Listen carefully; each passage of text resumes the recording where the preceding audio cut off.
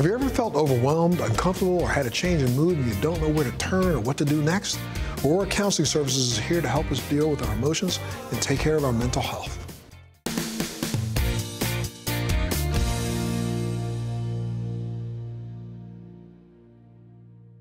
Well, look, mental health is a key part of your overall well-being. When your mental health is good, you're better able to cope with stress, manage emotions, live a happy and fulfilling life. We're here to help us talk about this today is Noelle Avidable and Cheryl Ferris of Aurora Counseling. Thank you so much, ladies, for being a part of the show today. Thank you for having us. Thank you. Sure. Look, tell me a little bit about this. You know, therapy for mental health is one of those things that, you know, some people think is a sign of weakness. But it isn't a sign of weakness. Reaching out to get therapy is really a sign of strength, right? Yes, absolutely.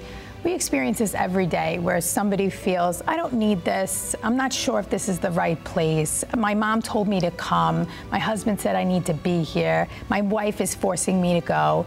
And sometimes people, when they finally get there, they realize, wow, I really do have a lot of things in my life that are bothering me and have bothered me for so long. And I just thought this was a normal way to live. Well, people need to understand that it's normal. Human beings, one thing that cracks me up a little bit about some of the way we approach mental health is we don't think that people are human. Human beings were meant to be depressed. They're meant to be happy. Right. They're meant to be excited.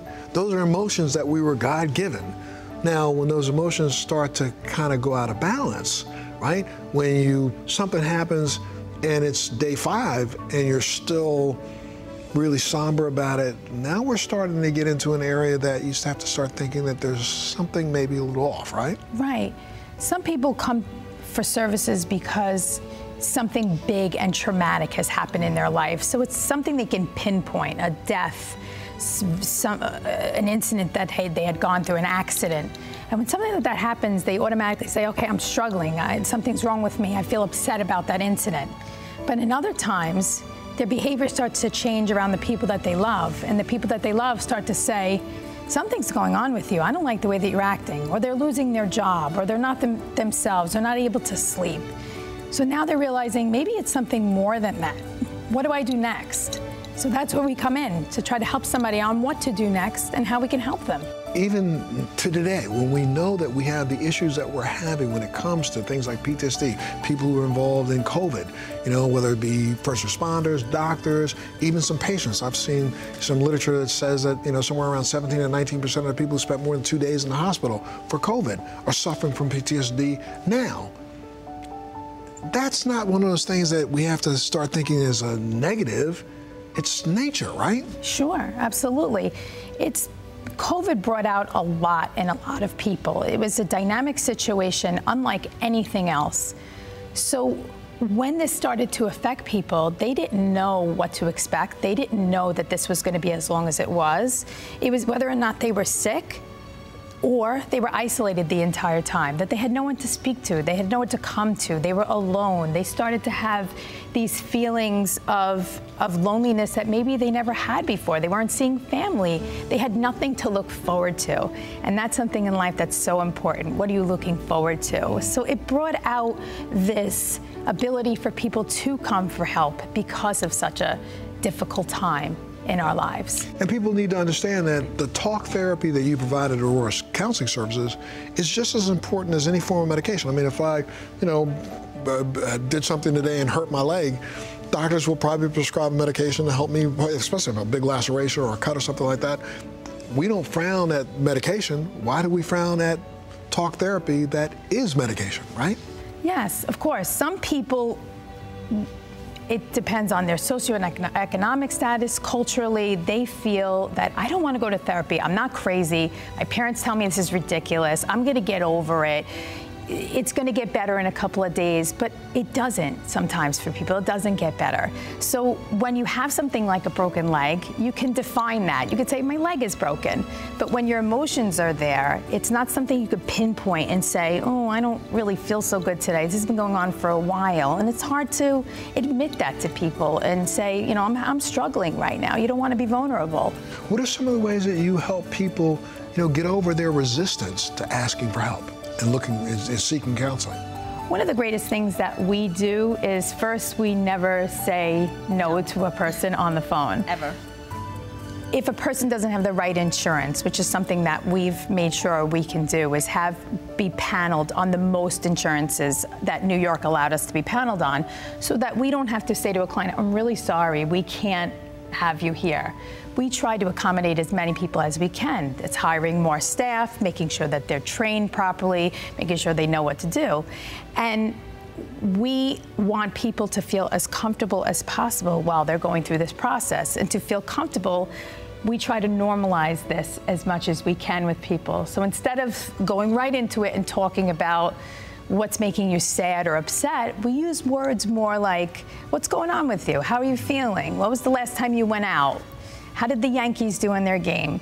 To sort of normalize, and another reason too is why we wear scrubs at work, so that people have this feeling of comfort with us, so that they don't think, oh, you know, this is not for me. These people think they're better than me, or they don't understand what I'm going through. We try to start at their place, where they're at.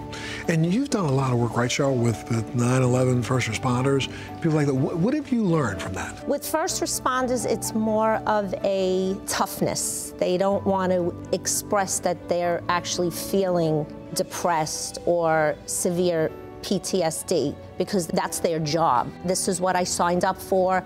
This is what was expected of me. You know what was crazy? I was in Manhattan. I was in New York, as a matter of fact, doing a live radio show from CBS Television City on 57th Street. You know where that is. And literally I was inside of a little booth watching the planes come in and watch this live. And at first, you know, everybody thought this was some sort of an accident or something like that. And then I realized when the second plane hit, this was deliberate. And my crew and I, we rushed down to the site that wouldn't let us in, went down the second day. And I gotta tell you, I didn't get to interact with any of the people on the first couple of days, but I was so depressed when I went home. Just the thought of thousands of people dying. And I never dealt with it. I should have dealt with it, because look at this right now, right? It's a difficult thing to even get them to speak. So I have a personal connection to it because my husband himself is FDNY. Thank you for his service.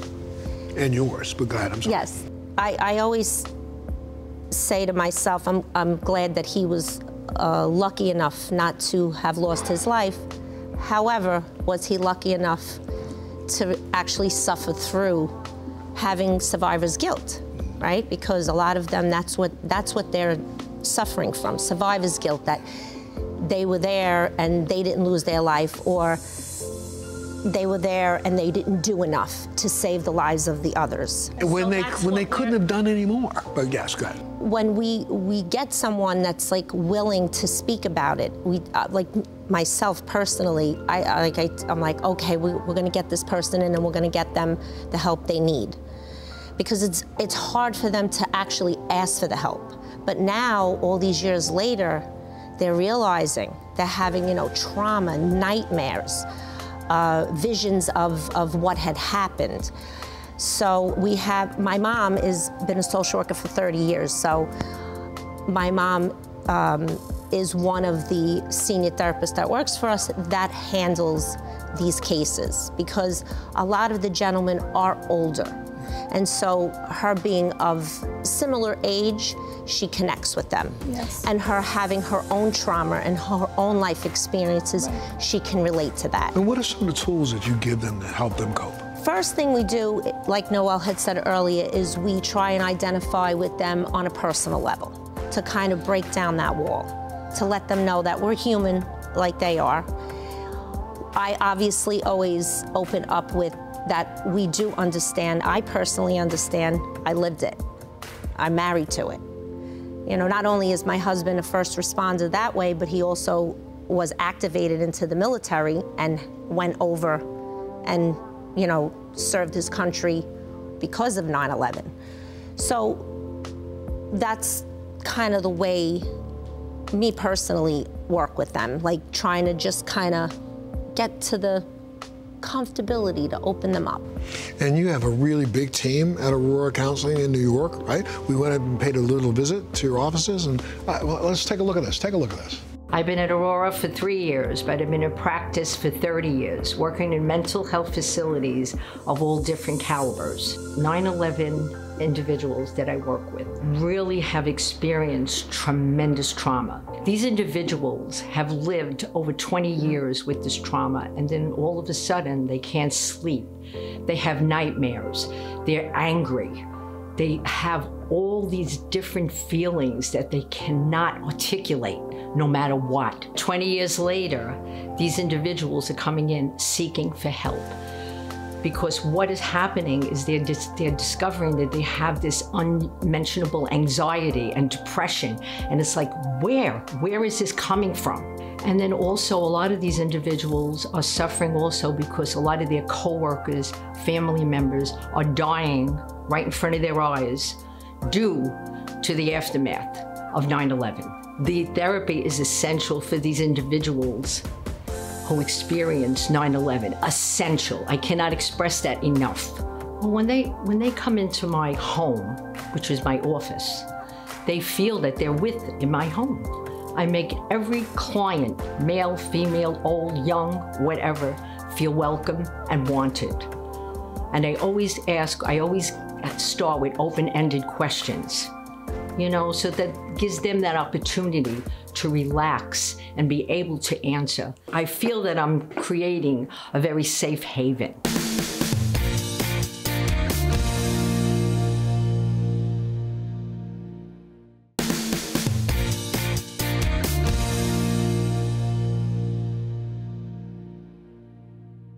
What's happening and what we've been noticing here is that we started off with one 9/11 responder who then realized, wow, this is a great thing, and they like their therapist, so then they brought another buddy, and so on and so forth. So we take pride in that. We do. We take pride in that, and we advertise for it because we want to be there to help them. New York is notorious for having long waiting lists. We have been told by many of our clients that they have been told that it's up to a year for a therapist to contact them back. So we want it to be different. And so how we address the difference is we have a large staff on hand. We have extended hours. We're open 9 a.m. to 9 p.m. We offer weekend hours. We offer virtual visits. We also accept some insurances that are very hard to get paneled with. One being GHI, Emblem Health. We opted to go into that insurance knowing that there were a lot of people in need for that particular insurance. I find that one of the biggest misconceptions around mental health is the fact that people think going to therapy equates to pathology, and that's simply not the truth. Clients will often approach me, starting with the first session, saying something along the lines of, I'm not crazy, or I don't know why I'm here, or I don't know what therapy is going to do for me. When in reality, we don't need to figure that out from the first day. In Western culture, we've come a very long way in accepting mental health and the issues that come along with it. However, those stigmas do still exist. And in order to challenge those stigmas, I think what's really important is having open conversations about those stigmas and how clients feel those stigmas impact them. Some of the greatest issues to come from quarantine isolation have been depression, anxiety, and social skills. I feel that one of the most important approaches is to develop a practice for mindfulness. The purpose of mindfulness is to bring an individual to the present moment, to the here and now. It brings one farther away from whatever is making them anxious about the future or whatever they're depressed about happening to them in the past. One of my favorite mindfulness techniques is called the 5-4-3-2-1 technique. The basis of this technique is to ground an individual into the present moment by allowing them to focus on everything that they're experiencing with their 5 senses. So the way one might practice this is naming 5 things they can see, 4 things they can touch, 3 things they can hear, 2 things they can smell, and 1 thing that they can taste. It might sound silly, but it really works. What I would encourage every person who is considering treatment to consider is to go into therapy with the most open mind you can possibly have. Because once you have expectations, you're going to be disappointed. You don't know what you need. I don't know what you need based on the first session. So if we're both open with one another, in our communication and we can both work together as a team to figure out what those needs are, we're going to get somewhere and we're going to do great work together.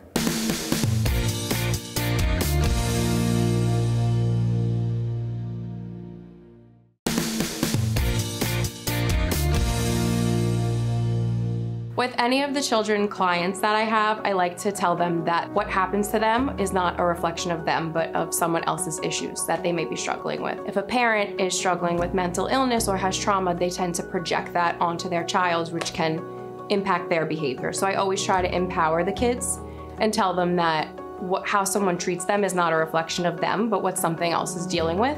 This way they know it's not their fault. In my sessions, I like to use CBT, which is cognitive behavioral therapy, and I also like to use a strengths-based approach because I think on the CBT end, it helps people kind of reframe and reshape their thoughts. And I think that I always tell my clients that it's all about perspective. So the way you look at something can change how you feel about a situation. So if you reshape and rechange your thoughts, then you can feel better about a situation. And then strengths-based I like to use because I think it empowers clients to see that whatever's in them, the positive traits that they have, they can use that to help them feel better and cure their anxiety, depression, or anything they're dealing with. One of my biggest goals with my clients is to always let them know that they have my support. So I always like to end my sessions by telling them I'm here if they need me, and that while I don't think they'll need me because I know they can handle it, I'm always there through text or call to help them with whatever they need. That goes with me outreaching them, sometimes outreaching a parent or a friend, but I always let them know that I will always be there to help and answer them when they need. Wonderful. Wow, it's really, really, really powerful stuff. Look, if you could, I don't know, let's say, tell people out there who are suffering just one gem, one thing, what would it be? We feel that the most important thing that people should know is that they're not alone. If they're experiencing this, there's help out there. There's someone that can support them. We try our best not to use words like mental health, like therapy, like those words that sometimes people shy away from. They feel, I don't need that kind of stuff. I'm not going to tell people I'm going to therapy. We switch those words out with support. We say, well, we want to just support you. We want to help you through this phase in your life. And those phases become other phases, and we start to unlock what's happening in that person's life and why they are the way that they are, because we're all made the way we are because of everything that we've been through. So those experiences help us to understand how we could get you the next place. And help make them understand that there's no shame in this game, correct? No shame in this game, and you're braver than you think by coming for help. And we've seen so many times where people said, I don't need this, I'm mandated to come here, I don't want to come, you're never going to be able to help me, what do you know? And those are the people, oddly enough, that are the ones that stick with us the longest. That's great. Yeah. Come on, there's got to be some really good final thoughts to make that person out there right now, or let's say the caregiver for somebody out there right now, understand that maybe they need to pick up the phone and make a call. What would be that thing that you say? The most important thing is yourself, how you feel about yourself and what you want in your life. You're worth so much, and we want to be able to show you how much you're worth, and you deserve to be happy. And maybe the things that you're experiencing right now, they're not normal for you, and we want you to be able to experience your life and look forward to what's next and deal with what has already happened. And we want to open our doors and our hearts and everything that we've learned in our experience at Aurora and in life to be able to make anyone around us feel that it's okay.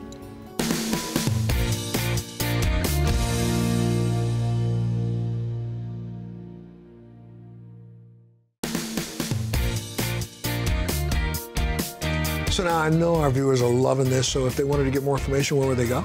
AuroraCounselingNY.com. And of course, you can always go to our website, thebalancingAct.com. Thanks so much for being a part of the show today. We'll see you next time. Thank you, ladies, for sure. Thank you for having me. Thank you, absolutely. Great.